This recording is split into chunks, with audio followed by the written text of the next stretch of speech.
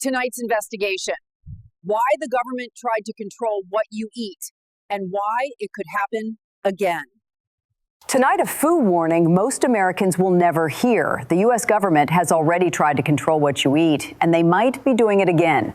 From sugar subsidies to mystery ingredients, banned meats to safe additives. What's being sold as public health is often political power disguised as nutrition. In the past, government food policies poisoned soldiers, targeted poor communities, and even forced Americans to change their diets by law. And now, with new proposals to ban red meat, regulate sodium, and track your food digitally, the control is quietly creeping back in. This isn't a conspiracy, it's a history lesson. And if you're over 45, what you eat next could be decided by someone in Washington. It didn't begin with nutrition. It began with obedience. During World War I, the U.S. government launched an aggressive campaign not to inform, but to reshape your plate. Meatless Mondays, wheatless Wednesdays, sugar rations. At first, it looked like patriotism, but make no mistake, it was policy control wrapped in a dinner napkin. Citizens were told what to eat, when to eat it, and how much. Restaurants were fined for serving too much bread. Mothers were accused of being un-American for baking with sugar.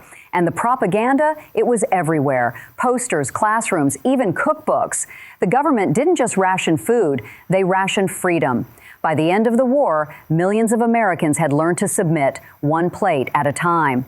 And the scariest part? They called it a success. In the 1950s, Americans trusted labels like Fortified, enriched, and government approved.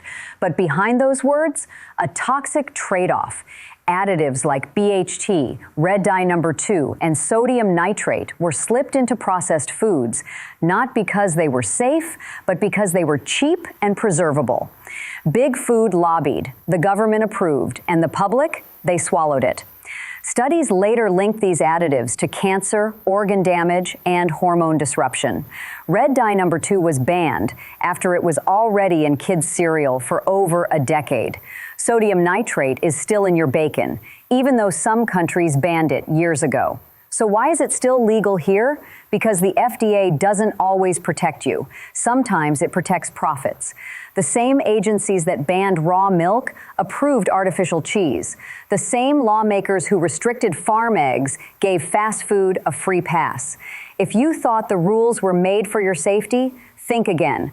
They were made to manage you. They didn't just let bad food slip through the cracks. They pushed it right into the hands of the most vulnerable. In low-income neighborhoods across America, grocery shelves didn't shrink, they disappeared. Fresh food, gone. Replaced by cheap, government-subsidized calorie bombs, ultra-processed corn, fake cheese blocks, sugar-packed cereals, and expired cans labeled donated by the USDA. The school lunch program's a nationwide dumping ground for the food industry's leftovers. Chicken nuggets made from slurry, pizza sauce counted as a vegetable. And that thick, greasy rectangle of meat, it wasn't beef, it was policy. And food stamps, they gave you just enough to stay fed on chips, soda, and boxed macaroni. Fresh vegetables, too expensive. Real meat, nowhere to be found. This wasn't a glitch in the system, this was the system. The government created food deserts, flooded them with poison, and then blamed the people getting sick. Diabetes, heart failure, childhood obesity. It wasn't poor choices, it was engineered addiction, and it was targeted. In the early 2000s, the government told Americans to eat less fat. Sounds healthy, right? Wrong. They replaced fat with sugar. Cereal boxes exploded with health claims, low fat, heart healthy, doctor recommended. But what they didn't tell you, that they had quietly partnered with the sugar industry to rewrite the science. In 2016, leaked documents proved it. Sugar lobbyists paid off Harvard scientists in the 1960s to blame fat for heart disease while hiding the dangers of sugar. The government ran with it, and a nationwide health crisis exploded. Americans got heavier, sicker, more addicted. By 2010, nearly 2/3 of adults were overweight, and 1 in 3 kids were on track to develop diabetes. The government didn't just allow it, they funded it. They subsidized corn syrup, let food giants flood shelves with hyper-processed snacks and kept real food, meat, produce, dairy, too expensive for most families to buy. They turned the food pyramid upside down, then blamed the public for the results.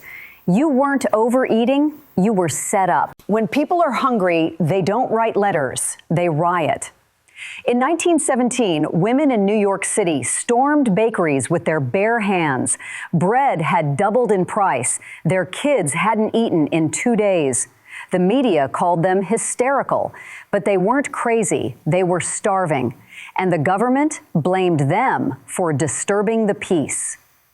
Fast forward to the 1930s, the Great Depression. Children collapsed in schools. Parents boiled shoes to make broth. Grocery stores stayed stocked, but prices were unreachable. So families stole milk and eggs from delivery trucks. You'd think that would spark reform, but instead, it sparked police crackdowns and jail time. Now let's talk about the 1960s, when the Black Panther Party did what the government wouldn't: feed hungry kids before school. Their free breakfast program served thousands, without permission, without profit. The response? FBI surveillance. Government agents labeled the program a threat to national stability. Feeding children was seen as too radical. In India, Africa, Latin America, food revolts have collapsed entire regimes. Tunisia, 1984, riots erupted when the government raised bread prices. Egypt, 1977, the bread riots left over 70 people dead. In each case, leaders tried to control food, and the people said, "Not anymore." Now ask yourself, why do governments fear food protests more than political ones? Because food is power. Control what people eat, and you control how long they live. When access to food is stripped, denied, or rigged, it doesn't just create hunger, it creates rage. And today, with grocery prices up 30% in just 3 years and processed junk cheaper than real food, that rage is building. People are quietly skipping meals. Parents are eating last, and the government still tells us everything's under control. But history says otherwise. When the kitchen runs dry, the streets catch fire. So the real question is, will the next food riot be in the headlines or your hometown?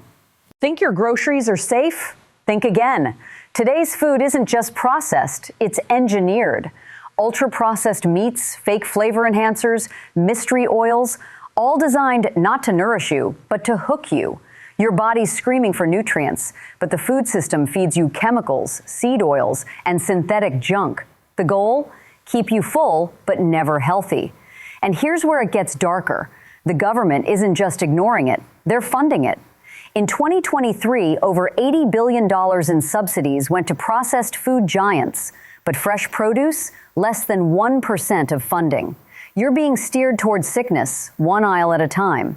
And now, they're talking food surveillance, digital IDs for tracking purchases, carbon scores to monitor your meat intake, plant-based alternatives that aren't even food, just lab-grown substitutes in shiny packages.